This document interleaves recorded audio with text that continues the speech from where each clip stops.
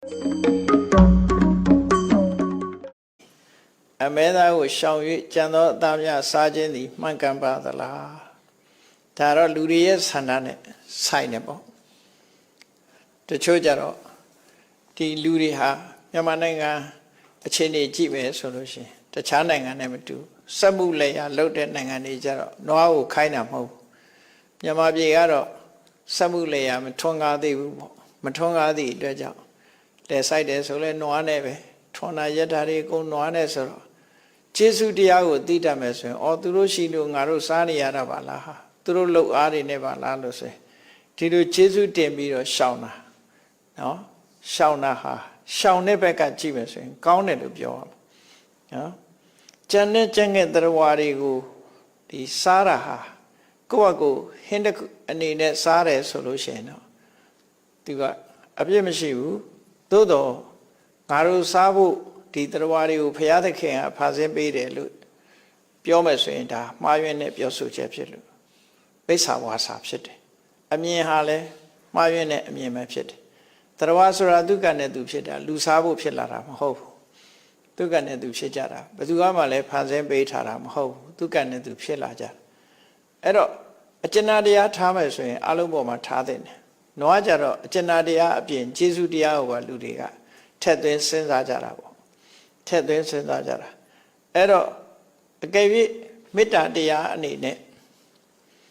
ဘယ်မည်သည့်တရားရဲ့အသားမှမစားဘူးအလုံးကိုတနာကျင်နာတဲ့စိတ်နဲ့တရားရဲ့အသက်ကိုရှောင်မယ်ဆိုလို့ရှိရင်တော့ဒါတော့အကောင်းဆုံးပဲသို့တော့ဟင်းအနေနဲ့စားတယ်ဒီတရားတွေသေးပါစေဆိုတဲ့စိတ်လည်းမရှိဘူးသူတို့သေပြီးသားအသားကိုပဲဟင်းတစ်ခွက်အနေနဲ့တမန်အပြင်စားတယ်အဲ့တော့စားတဲ့စိတ်နဲ့တတ်တဲ့စိတ်ကမတူဘူးနော်စားတဲ့စိတ်ဟာတတ်တဲ့စိတ်နဲ့မတူသည့်အတွက်ကြောင့်အပြစ်ရှိတယ်လို့ပြောလို့မရဘူးဒါကြောင့်မို့ဒီလူတွေရဲ့စိတ်နေသဘောထားပေါ်မှာပဲမူတည်တယ်တရားမျှတတာမမျှတတာဟာဒါနဲ့မဆိုင်ဘူးပေါ့နော်ကိုကစားတာဟာတတ်ပြီးတော့စားတာမဟုတ်ဘူးဈေးမှာအစင်သိရောင်းချတာကိုစားတာတချို့ကလည်းပြောကြတယ်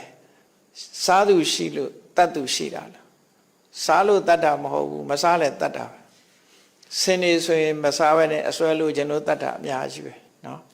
ကြားတွေဆိုလဲအသက်ခံရတယ်ဘာကြောင့်တတ်ခံစားဖို့မဟုတ်ဘူးအရေးလို့ခြင်းလို့တတ်တာလူတွေကတတ်တဲ့လူကတော့သူ့အတွက်သူ့ငွေရဖို့သူတခုအသုံးချဖို့တတ်တာလူတွေစားဖို့တတ်ပေးတာမဟုတ်ဘူးအဲ့ဒါကြောင့်မို့လို့စားသူရှိလို့တတ်သူတွေရှိနေတယ်လို့ဆိုတဲ့အတွေးဟာလည်းမှန်ကန်မှုမရှိဘူးပေါ့နော်မှန်ကန်မှုမရှိဘူးအဲ့တော့တရားတွေကိုတနာတယ်မေတ္တာထားတယ်ဆိုလို့ရှိရင်တတ်တယ်လို့စားအကယ်၍ဟင်းဒီဟင်းရွက်အနေနဲ့တရားတွေသေးပါစေဆိုတဲ့စိတ်မရှိဘဲနဲ့ဟင်းအနေနဲ့ပဲကိုဒီတဲ့ပို့ပြီးတော့မစင်စားဘဲနဲ့စားတယ်ဆိုရင်အဲ့ဒီလူရောပြစ်ရှိလားဆိုပြစ်မရှိဘူးအဲ့ဒါတော့ပြစ်မရှိဘူးနော်ရသော်ဘုရားလည်းဒါကိုခေါ်ထားရှိတယ်လက်မှာအနာစာမရှိလို့အနာစာမရှိတဲ့လက်နဲ့အစိတ်ကိုကိုင်းရင်လည်းအစိတ်မသိဘူးတဲ့ဆိုလိုတာကကိုယ်စိတ်ကရိုးသားဖြောင့်မတ်နေတယ်ဆိုလို့ရှိရင်တော့ဒါအပြစ်မရှိဘူးလို့ဆိုရမှာဖြစ်တယ်အဲ့တော့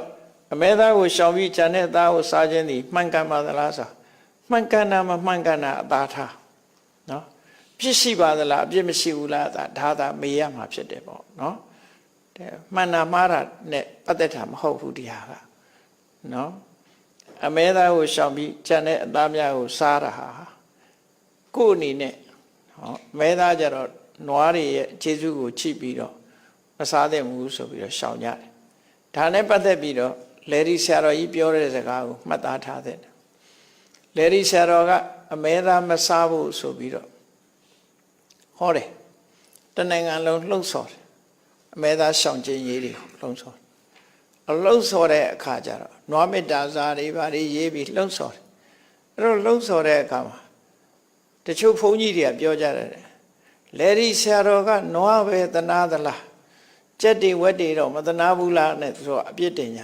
တယ်လေဒီဆရာတော်ကြီးကပြန်ပြောတော့ဆို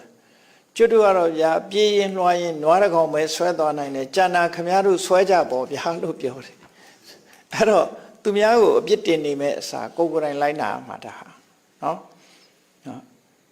နွားကိုသာတနာပြီးကျန်တာတွေမတနာဘူးလို့ဒီလိုပြောလို့မရဘူးပေါ့နော်အဲ့တော့ကိုရှောင်းနိုင်ရင်အကုန်ရှောင်းဒီလိုဆိုလို့တယ်ပေါ့လေဒီဆရာတော်ကြီးပြောတာဘလောက်စင်ပြေတယ်ကျုပ်ကတော့နွားတစ်ကောင်ပဲဟောနိုင်သေးတာခမရတို့ဟောကြပါဗျာတဲ့ကြက်တီငှက်တီဝက်တီလည်းမတတ်အောင်ကျုပ်ကတော့ပြေးရင်လွှားရင်နွားတစ်ကောင်ပဲဆွဲနိုင်တယ်ခင်ဗျားတို့ကြက်တီဝက်တီဆွဲကြပါဗျာကျန်တဲ့ဟာလဲကျန်တာပြောပေါ့ဒါမို့ VG ဆိုတာရှိတယ် vegetarian ဆိုတာဒီသားငါးနဲ့သက်ရှိတရားနဲ့ပတ်သက်တဲ့အစားအစာတွေကနေရှောင်းတယ်ဒါပေမဲ့တရားတွေနဲ့ပတ်သက်တဲ့နွားနို့တို့ကြက်ဥတို့စားတာမျိုးတွေပါရှိတယ်နောက်တစ်ခါဒီတရေအိတ်တို့တရေဖနတ်တို့စီးတာဒါလည်းသားအောင်စားတာလိုပဲဘာထူးတော့တရေဖနတ်စီးနေတယ်ဆိုရင်နွားသားစားသလိုပဲမထူးသူ့ဟာကိုသုံးတာဖြစ်တယ်မိချောင်းရည်တွေသုံးတယ်ခုခေတ်မှာဆိုလို့ရှိရင်အဲ့တော့တရားဖြစ်လာတာ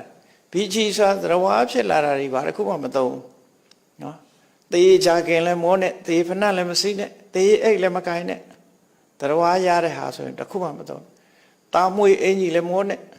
ဒီလိုဆိုလို့တယ်လူတွေကစားတာတစ်ခုလေးတင်ပြောလို့မရဘူးဒီဟာနော်တရားတွေသေဆုံးရတာစားလို့တစ်ခုတည်းကြောင့်မဟုတ်ဘူးခြားတယ်အဲ့တော့ကျေကျေပြန့်ပြန့်စဉ်းစားတတ်ရမယ်လို့သူတို့ဆိုလို့တယ်